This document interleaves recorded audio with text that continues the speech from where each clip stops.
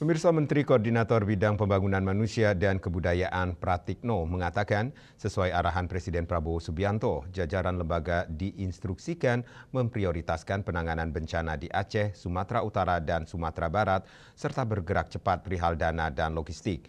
Pratikno menyebut agar pemulihan wilayah bencana segera dapat diselesaikan.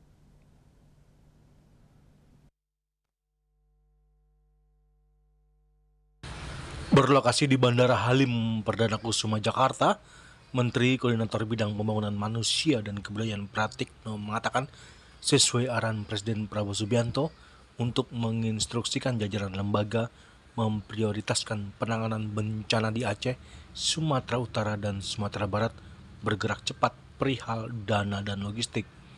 Pratikno menyebut agar pemulihan wilayah bencana segera dapat diselesaikan.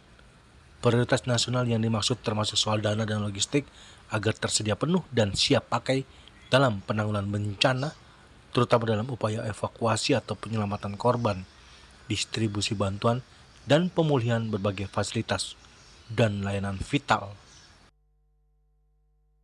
Bapak Presiden telah meninjau secara langsung ketiga provinsi terdampak untuk memastikan negara hadir dan tidak meninggalkan masyarakat sendirian dalam situasi segenting ini.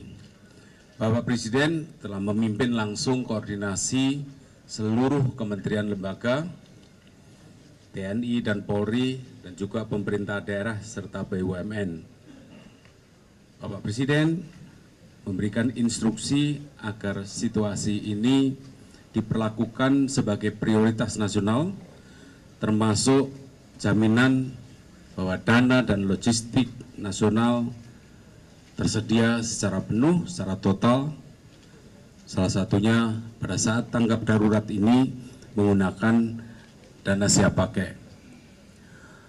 Seluruh lembaga telah diinstruksikan oleh Bapak Presiden untuk ekstra responsif dan memastikan fokus dalam penyelamatan korban, distribusi bantuan, dan pemulihan berbagai fasilitas dan layanan vital.